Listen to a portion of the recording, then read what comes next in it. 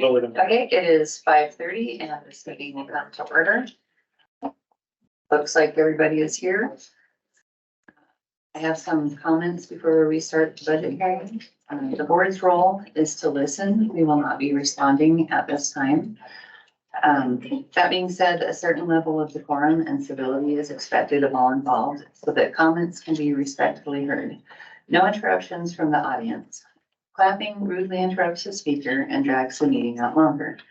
Perhaps if you feel you must do something because you love what the speaker said, you could give a thumbs up sign, and obscene gestures will not be tolerated.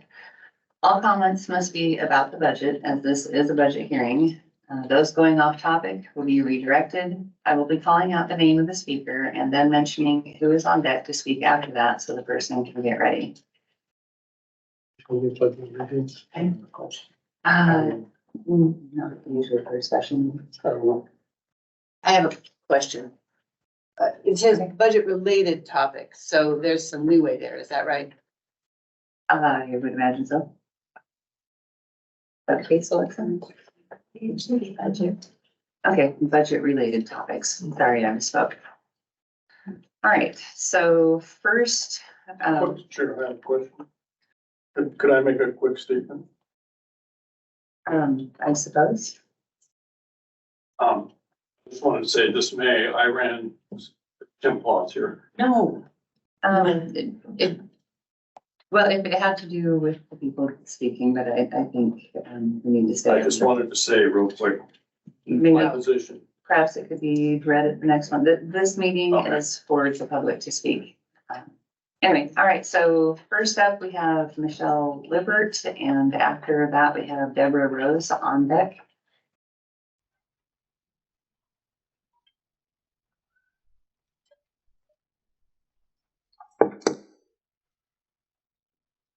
Good evening, Chair Otteson, Director Eccles, close enough? Trustees. My name is Michelle Lippert. I've lived here in Post Falls for 34 years. How many people gathered here today remember the events of last Friday night? They're burnt into my memory, pun intended. We live 2.5 miles from Quaylen Park and 1 block north of the river. Our house shook with all the planes and helicopters flying overhead. We are so grateful to Kootenai Fire and Rescue, Post Falls Police, Kootenai County Emergency Services, and the Idaho Department of Lands for their quick reaction. Property and lives were saved. I looked at my property tax statement. We pay Kootenai Fire and Rescue $319.38 a year. Pretty certain that didn't cover the cost of any of those flights Friday night. Fortunately, it's not us as individuals paying that cost. It's all of us as taxpayers. Collectively, we can put planes in the air. Individually, all we can do is stand in our front yard with a hose. This is true of the library. My husband and I pay $46.53 to the CLN. If you take a 3% increase, we will pay $1.38 more, and our cost will jump up to $47.91. When our money is added to that of other taxpayers, we can buy thousands of books, hire excellent staff, keep libraries open on Sundays, keep the Harrison Library open, and offer enriching programs to children and adults. When we come together as a community, we can do all these things. What can I alone do with $47.91? I could buy approximately 3.4 books for my Kindle on Amazon. The CLN has a clear choice to be the type of social institution that inspires us to put planes in the sky, or a hollow institution that has us standing alone in our yard, grasping our hoses with our 3.4 books. Please choose the former. All right, now we have Deborah Rose, and on deck is Teresa Burkett. Good evening. I'm going to be talking about the budget. Mark 2:27 states in the words of Jesus, "The Sabbath was made for man, not man for the Sabbath." Matthew 12:1-13 echoes the same sentiment. And if need be, I have my Bible. I can gladly quote for you from it. I wonder if there is a place in heaven for those who deliberately cause harm to other people in the name of their dogma and religion. If public officials only respond favorably to those who support their actions, we have abandoned the principles our nation was founded upon and will have transitioned into an authoritarian state where criticism of public officials is not allowed. The actions of the KCR3 of you remind me of Pharisees who claim righteousness while kicking the downtrodden and those who are different. In a very unchristian manner, you abuse those who are vulnerable to the power you hold over them, over their lives, in your budget proposals. I wish I had the ability to save those you victimize from the harm you intend to cause them. Many take advantage of our libraries on Sundays. Every life is precious in Jesus' eyes, no matter if they hold the same values as you do. God has provided in all us equal rights, whether black, red, white, straight, gay, or transgendered. He did not give you the right to alter his plans for humanity. Judgment and spiritual healing is his job, not yours. Your dogma or religion has no business in our budget decisions as a trustee in a public official role. Leave our libraries open on Sunday. Amen. Thank you. All right, now we have Teresa Burkett and Megan Alcala is on deck after that. Hi, my name is Teresa Burkett. I'm a resident of Post Falls. I'm a mother and a grandmother. I am here to request that you include in this budget a 3% tax increase to support staff salaries, maintain current programs, and keep Sunday hours for Hayden and Post Falls. A 3% increase would cost most of us less than $4 a year. That's less than the cost of a latte. You've also received over 150 emails in support of a tax increase. Why are you ignoring your constituents? Moreover, you had the opportunity to take an urban renewal district tax entitled to the CLN in the amount of $81,390, which I believe was only about a 1% increase, and you didn't. Instead, you are cutting programs and material purchases, which harms our community. I would now like to address Trustee Audison's comment regarding closing libraries on Sunday. Trying to save money is one thing, but forcing your beliefs onto those who do not subscribe to your Bible or belief system, I believe, is unconstitutional. If you close on Sundays, then you must close on Saturdays for the Jewish Sabbath and the Seventh-day Adventist Sabbath. You should also close for the Muslim month of Ramadan. Or maybe not close at all for those who are agnostics or atheists. From an article titled, quote, "The Supreme Court Benches the Separation of Church and State," published by the ACLU on July 6, 2023, quote, "Religious freedom thrives best when government officials don't tip the scales toward their favored religious beliefs." Additionally, Article 7 of the Code of Ethics of the American Library Association states, quote, "We distinguish between our personal convictions and personal duties and do not allow our personal beliefs to interfere with fair representation of the aims of our institutions or the provision of access to their information resources." Another question I have is, where in the budget are there funds for trustee training? I ask this because in the ICFL Library Trustee Manual, under Legal Roles and Responsibilities, Section 3B, it states that budgeting for continuing education opportunities both for the library staff and library trustees is one of the 4 general categories of trustee responsibility. Finally, I have concern over hiring of Boyle's Law. For one, his contract was never discussed publicly before it was signed. By the way, I requested copies of his contract and received 2 different ones.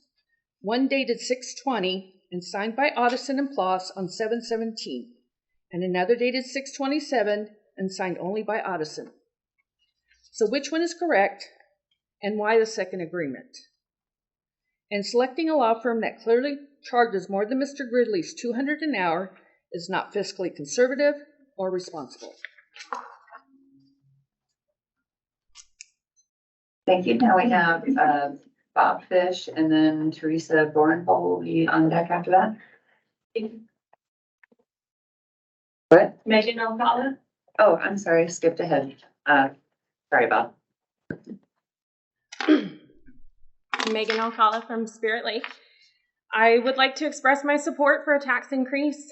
I agree with everything said previously. If you all have suggested individual donations instead of a tax increase, purchasing one book is probably more money than the tax increase would be. I think that's, I don't think that that is a solution. It's also pretty difficult to stand up here when it feels like the board has already made their mind up and the public does not want to be heard.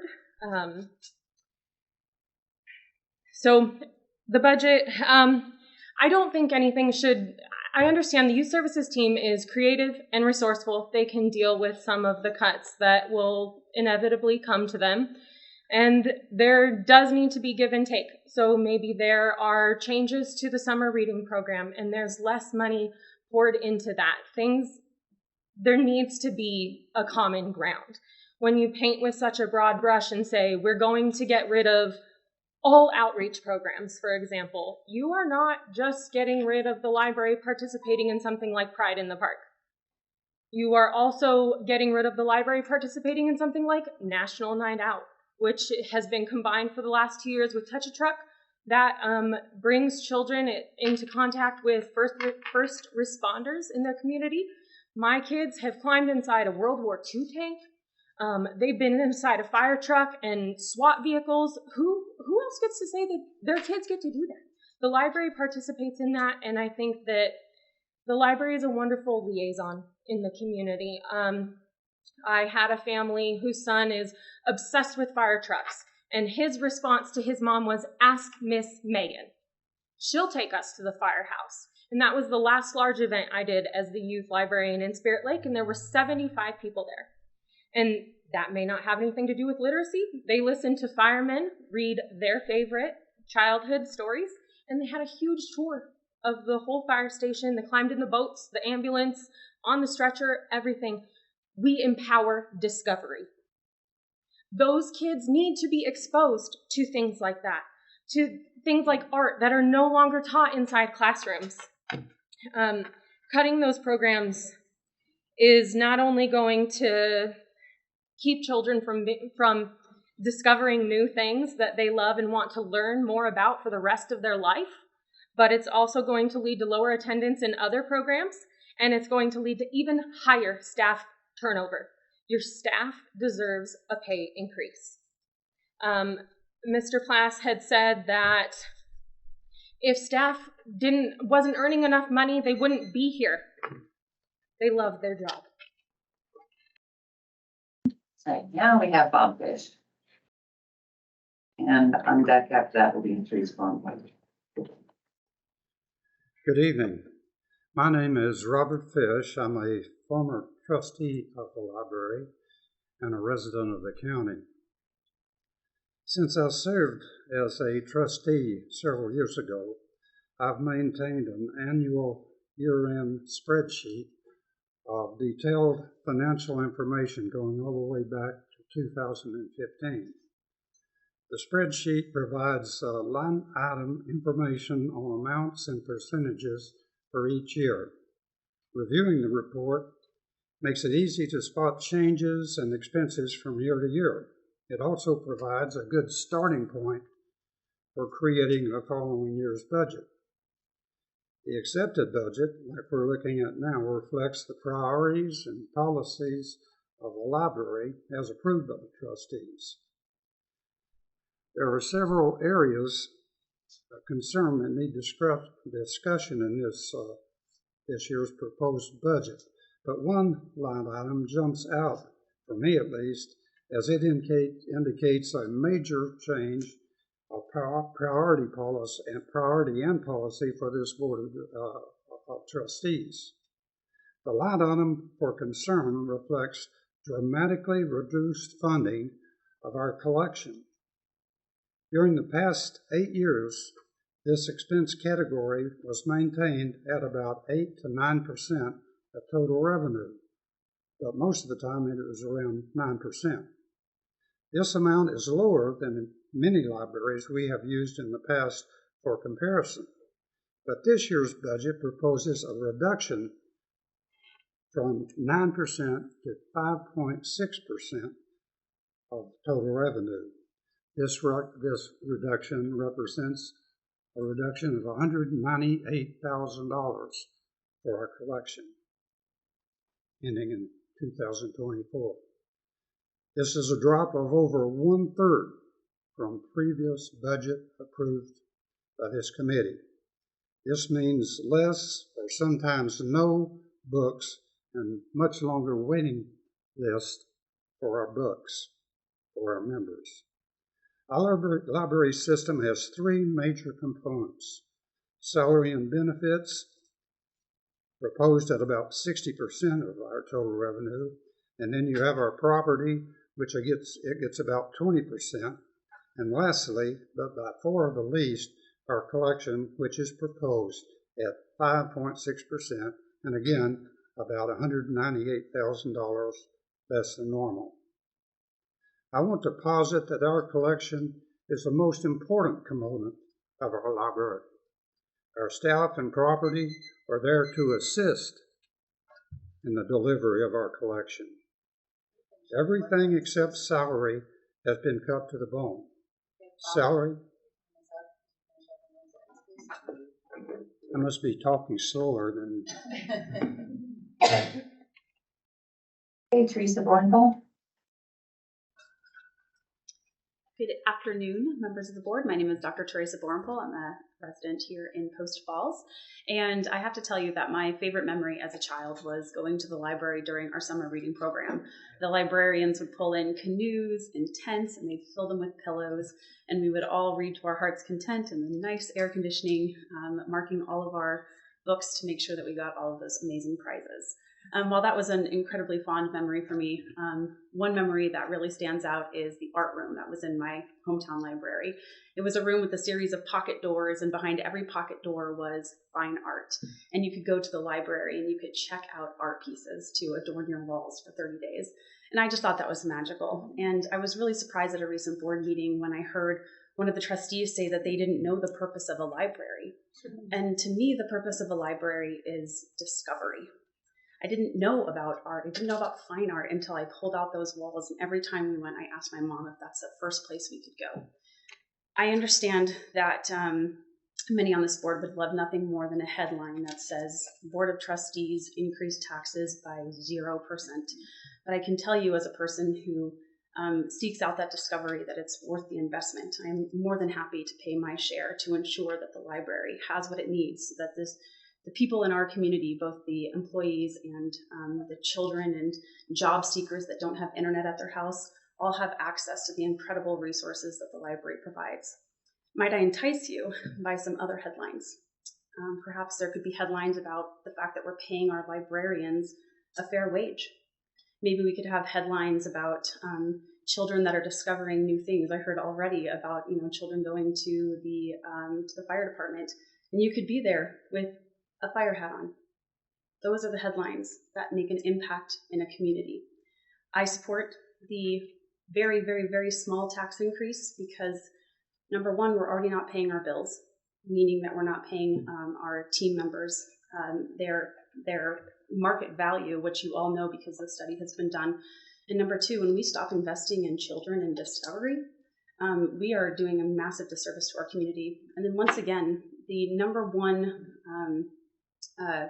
patron that I think about when I think about libraries is those that don't have access to internet, specifically job seekers. Being a conservative is not just about not increasing taxes. It's also about job growth. It's also about economic growth. We don't need to have our librarians falling further and further below the standard of living in this county that we live in. It's already so difficult. So Please let me pay my fair share so that we can all enjoy these incredible resources. Thank you. Okay, now we have Karen Mack, and after that, Regina McCray. Hello, my name is Karen Mack, and I live in Hayden with my husband and our 3 sons. We are all library users, primarily visiting the Hayden branch, but we have borrowed books and other materials from all the branches within the CLN and the wider CIN. It's always such a relief to need a specific material, see that there's only one copy, and have it available to me within a day or two from any of these more remote branches within the CIN, oftentimes more quickly than an Amazon delivery. In addition to books, we regularly check out videos and have also enjoyed borrowing hotspots and items from the Library of Things. Our family also borrows materials using the CLN's online resources. Regarding the proposal to reduce library hours, our family attends church on Sunday mornings, and we often find ourselves running errands after. This frequently includes trips to the library to drop off or pick up materials before the crazy school week starts again on Monday. I am appalled that some members of the board are using religion to decide library policy. The community is made up of many families like ours that are busy during the week and use the weekend to get other tasks accomplished. Pushing a religious agenda and dictating how I should spend my Sundays is out of line for a library board. Regarding the library budget, I encourage the board to accept a tax increase in order to mitigate cuts to the budget. Personally, the financial benefit our family receives from the library is far beyond what we pay in taxes. Though we are also quite conservative with our personal finances, we fully support the small 3% increase in taxes, as it is so minor compared to the benefit that our family receives from the library. This increase would cost us less than purchasing one book off of Amazon each year. Please consider what any cuts or reductions to the budget would have on the invaluable library programs and services and the ripple effect that it may cause. As a former employee of the Rathdrum branch of the CLN, it is my opinion that library staff are not paid a competitive wage. The recent wage study and cost of living adjustments are a small step in the right direction. However, the lack of support for staff from the board majority and the cuts to the budget will have a long-term negative effect on library staff. Working as a youth services specialist was the most personally fulfilling job that I've ever had. Unfortunately, personal fulfillment doesn't pay our family's mortgage or provide benefits for our family. Please consider how short-sighted these budget cuts are for long-term health of our libraries. Rejecting tax increases, cutting library hours, deferring maintenance, micromanaging staff, cutting programming budgets will only lead to a diseased library system in the future. Thank you for the opportunity to be heard. Regina. And on board after that is Susan Jacobson. Thank you, members of the board and staff, for the opportunity to speak. My name is Regina McCree, former trustee. Long before the May election, this community voted to have a library district, and the role of the public library is clearly defined, as are your obligations and responsibilities as trustees. Ultimately, you are public servants. And from my perspective, this entire budget process has been a disservice to the public. You have focused on the wrong areas. You have gotten into the weeds. You have engaged in micromanaging regarding the types of programs that are offered. And it has been a colossal drain on staff time and resources. You all have the ability to educate yourselves outside of public meetings. Although I am frankly glad that you finally understand the fund balance and the carry forward. Although if I were to look at the YouTube videos and see how much time you devoted to that topic, it's appalling. The director is available at all times to answer your questions. I'm not sure why some of you feel that it is inappropriate to sit down with staff and become educated. But I would ask you to do that and be mindful that there is a very clear line between operations and policy making. You are policymakers. You are to focus on, when it comes to budgeting, predominantly the macro level. As Mr. Fish was trying to get into, there's 3 main areas of the budget. You have the staff, you have the public offerings, and you have the facilities. In past budget cycles, the trustees have focused largely on long-range planning and facility needs. You 5, or should I say 3, did none of that. None. You didn't look at any future repairs or replacements. which are unlikely to be covered within the operating expenditures in light of inflationary trends. Rather than do the work to understand the role of a public library, and it's apparent that you're not library users and you don't attend programs. So rather than try to understand your role, you seem beholden to some other agenda, and you do not seem to be open to staff input or recommendations. And I would implore you to consider their guidance, the guidance of staff and the public input, and not your hidden, unlawful agenda. Thank you.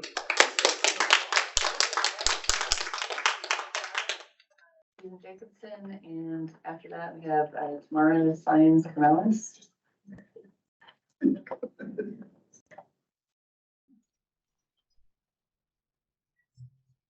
Hello, my name is Susan Jacobson. Thank you for allowing me to speak. When my children were young, I was given the chance to stay home with them. And because of that, I was always looking for educational opportunities that fit our family budget. The library offered classes and fun, and also learning. As a family, we've spent hours in this very building, choosing movies to watch and books to read. Each of us were entertained in our own way.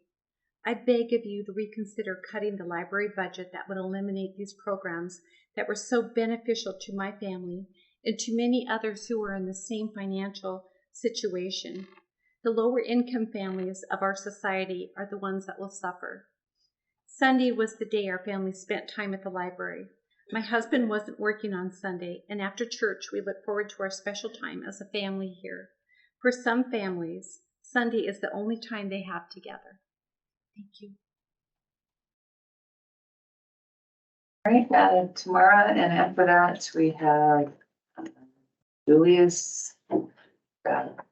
Picard. Okay. Hi, my name's Tamara Carmelis. I've been a resident of Hayden for the last 13 years, and I have also lived in Post Falls many years before that. I've spoken at quite a few of these board meetings because I care so deeply about our community library network. Today, I really struggled with what to come up here and say. I struggled because even though most of the community input you received was to please take the 3% tax increase and please don't cut funding and programming, you are completely ignoring the wishes of the public. It's on record that there were many more emails in favor of funding the libraries than those against. And of the public comment that you have allowed, it's been almost unanimous that people don't want library programs or materials cut. From what I have observed of these meetings, both online and in person, is that the new board majority is leading from an extremist, partisan, religious position. Some of you even seem to have a personal vendetta against our libraries and our librarians. You are making budgeting decisions from your own skewed viewpoint and not out of any love for books or for our libraries or for our communities. I am again asking you to put aside any agendas you may have had when you ran to be on this board. Open your eyes and ears to the actual book and library lovers who have been patrons for years. Those of us who attend programs and leave with stacks of books every few weeks. Those without internet access at home. Those who use the libraries on Sundays to study and do schoolwork for the week ahead, like I did over 23 years ago when I was an NIC student and didn't have gas money to go between Post Falls and Coeur d'Alene. I would come into the library and get homework done. Please, please take the 3%. As many others have said, it costs us as individuals a few dollars per year. I looked at my house, it'll be $4 extra for me per year. The public gets so much more out of our libraries than the small amount of taxes that we pay into them. Please put your partisanship aside and lead from a human point. Thanks. Right, Julius, and after that we have Peggy Schnell. Good evening. I'm Julius Picard, a resident of Coeur d'Alene, and I'm just here to stress the importance of our bookmobile. We have, out of the 90 seniors, a huge percentage that don't have the ability to come to the library, so they really depend on that bookmobile. And I mean, you know, they're wonderful senior Americans. They're authors. Some of them actually were volunteers for the library years ago before you were children. And we have a published author, and etc. So anyway, the bookmobile is very important. Also, the technology open house. I mean, a lot of people are now hooked up with the federal connectivity program, but a lot of them don't know how to use their technology. So these kids come in from the library, and we have a technology open house, and they show them how to use their smartphones and their computers, and it's to see the looks on their faces when they're going, "Oh God, I didn't know I could do that." You know, so it's an important program, and it's in line with your strategic plan of 23-25. And then the most important is the Fit and Fall. I'm involved with that as well, and to see these people come in barely able to walk, and then after a couple of months now, their independence is coming back. They're able to really look forward to exercising and so forth. So the Fit and Fall program is really important. I hope that doesn't get cut as well. And the craft program. I mean, we painted rocks the other day, and to see the looks on some of these senior Americans, it was, they were real thankful for the library. But anyway, thank you. Welcome aboard. Yeah, I miss John. Take care. And we have Peggy Schnell, and after that, Keith Agnes. Good evening, Peggy Schnell from Post Falls. I've been a Post Falls resident since before this lovely addition was added, so I do really appreciate what we have here. I have 3.5 comments to make. Number one, I support a tax increase to bring our library employees closer to where they should be on the wage scale.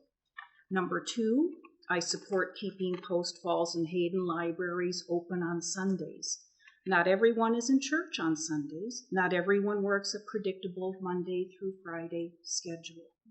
Hospital and healthcare employees, police officers, firefighters, and grocery store employees do not, to name a few. Being open on Sundays accommodates irregular work schedules. Number three, please don't defund any library activities that you do not understand. Unlike the days of Benjamin Franklin, when libraries were mostly about books, and unlike the days when us older folk in the audience, when we were young, libraries were mostly about books. Almost everything else has evolved since then. Why not libraries? Please take the time to understand what these activities mean to library patrons. As elected officials, you are public servants. Please serve that public, not your personal beliefs. These activities are such a small percentage of the total budget. And that 1/2 is a simple statement: separation of church and state. All right, now we have Keith Agnes, and after that, Amy Fox. Hello, I'm Keith Agnes. I'm a resident of Coeur d'Alene, service coordinator, a licensed master social worker, registered voter, and a patron of and consumer of the Community Library Network. For the past 12 years, I've worked as a service coordinator for Prairie Run Senior Apartments, which is very close to Hayden. It's on the other side of Prairie is Hayden. And so part of the apartment complex, there's 3 of them. The average age is 71 years old. They all have limited income. And the location is, close to Hayden. There's about 90 apartments that I offer supportive services to. and about half of which other of the residents rely on community transportation, which is very lacking in this community. As a service coordinator, I provide education, coordination of services, and arrange for an array of programs that focus on wellness and education to enhance personal independence and the quality of life. Over the years, residents have greatly benefited from the programs from the Community Library Network. I urge you all to please fully fund the bookmobile, adult programs, emerging technology programs, and all of the senior programs. Thank you, and hope that the support's there. Right now we have Amy Claus, followed by something that starts with a K and last name Barry. Hello, everyone. Thank you so much for taking the time to listen to the voices of your constituents and library patrons tonight. And thank you so much to the library staff. I know that putting on these meetings has been a lot of work, and I want you to know that you are appreciated. My name's Amy Ploss. I'm the mom of 4 children. You can see my youngest back there. She's the noisemaker. I apologize. And all of my children are frequent patrons of the library. In fact, this week was their birthday week. 2 of them have birthdays this week. And on their top list of things to do was to come to the library. So that's what we did on Monday. I'm here tonight because I'm afraid that many of you haven't been listening to your constituents. In a board meeting on July 26th, Director Eccles, is that correct? Close? I will learn. Names are important. In that board meeting, the director read into the minutes that 108 correspondences were received in that week prior, 90 in support of a tax increase, 16 against, and 2 neutral. At that same meeting, 9 people spoke in support of fully funding library programs, and 2 were against. That means just over 83% of the people who took the time to reach out or to speak to you were in favor of a tax increase, or at the very least, not cutting program funding. Instead of listening to them, you've decided to make major cuts to funding, and major cuts especially to programming and materials. Now, I'm grateful for your efforts to start to come close to parity when it comes to the salaries of our library staff with other similar districts, but I'm really concerned that by cutting funds for materials and programs, you are removing from them the resources that they need to do their jobs. You've already lost some amazing library staff recently due to the lack of support. I don't want to see more. I want my youngest daughter to love this library as much as her older siblings have, and as much as they've had an opportunity to learn and discover in this library. I want her to have those same opportunities, and every other person in this district. I urge you to please take that small tax increase. Our libraries are worth funding. Thank you.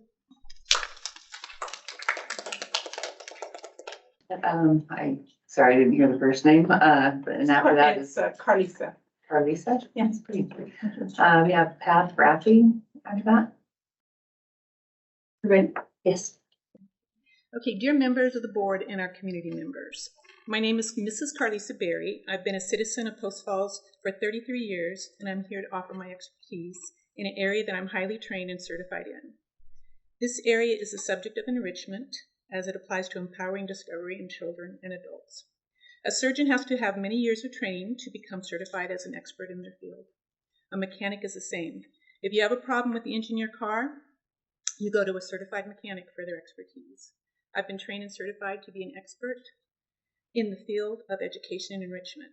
I have a master's degree in education curriculum and endorsement in K-12 gifted education, as well as being a certified reading specialist. I also traveled down to the state capitol to be awarded the Giants Award from Governor Butch Otter. So I hope that this established my level of expertise in this area.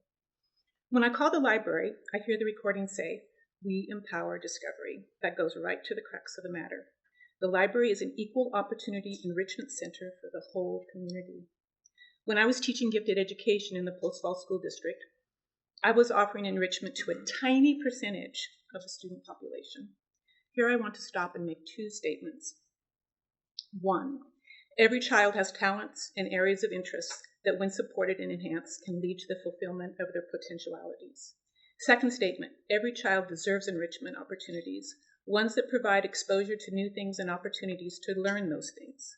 Schools are focusing on the 3 R's and have little time or financial resources to provide enrichment opportunities. Middle and upper income families can buy enrichment opportunities for their children, but most parents in our community lack the financial means to do so. So this is where the library comes to our rescue. The library helps to equalize those opportunities by offering a wide array of enrichment activities to all families. The key to sparking interest in a child or an adult is to have a wide array of enrichment opportunities in which they can participate. Because we're all unique, it can take exposure to many different activities before a child or adult finds the one that sparks them. And when it does, look out. All of a sudden, reading books is relevant, and they seek out the library to find every book they can on that subject area. Take, for example, the Stargazing program at Farragut. This is an enrichment opportunity that can make reading relevant, motivating that child to read everything they can to get their hands on at their local library. Some of these children may become our future astronomers, but I know for sure that they will be better readers, better thinkers, and better consumers of knowledge. So in closing, I want to endorse the level of enrichment opportunities provided by the Post Falls Library and the area libraries for the sake of our children. I ask that we do more, not less, for our kids and our community.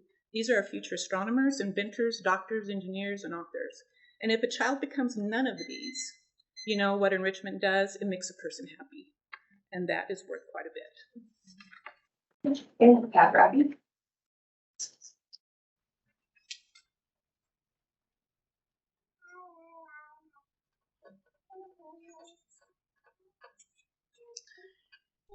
Hello, trustees. My name is Pat Raffy. I live in Post Falls. First, I want to thank the board for adding to salary dollars in the proposed budget. Starting to get CLN staffers paid market wage is really critical. Overall, though, I'm opposed to your planned flat budget, and I ask that you take the 3% this year. Otherwise, it's a grim picture you're painting with this flat budget. Cutting operations by over $500,000 means fewer programs. Cutting materials by over $120,000 means fewer materials. These diminished services are not outcomes desired by the library users. Trustees, these cuts will hurt children. Idaho ranks 50th of all states in education funding. Our school children lost reading and math skills during the pandemic. CLN libraries can help replenish reading and math skills, but only if programs and materials are funded. Local homeschooling moms have told you in several recent meetings how important CLN programs and materials are to their families' well-being. It also looks pretty disturbing, a real lack of foresight, cutting capital projects by over $110,000 when the Hayden Library needs a new roof and the Discovery Bus keeps breaking down. Start to restore some capital projects by taking the 3%. One last thought. Some trustees frequently show disdain for colleagues on the board and for library staff. You come to meetings unprepared. You don't listen to the input from citizens and staff. Surely you see that being a trustee means you voluntarily signed up for a relationship with everyone that lasts multiple years. The Community Library Network is revered by many constituencies. Please demonstrate more respect for all of us. Demonstrate more respect for library staff. They are your allies, and believe me, they are very well informed. Sustain Sunday hours at Hayden and Post Falls branches because Idaho Code says Library districts make services available to everyone. Demonstrate by your actions that you are fulfilling your legal roles, and demonstrate, please, by your behavior that you are committed to service. Thank you. Do you have any? Who signed up? Yes. Okay, looks like there are no further comments. I would entertain a motion to adjourn. Before that, I would like to say thank you for everybody that came out. And I'm always impressed by speakers, no matter what they say, I'm impressed. Because it takes a lot to get up there and speak in front of the public and in front of the board. So I just want to say thank you for everybody to come out. Thank you, Vanessa. I meant to say that and so glad it was done. I move that we adjourn. It has been moved to adjourn. All those in favor? Aye.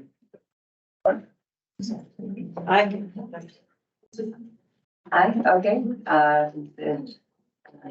The ayes have it, and we are now adjourned. Thank you very much for all your comments and for being civil.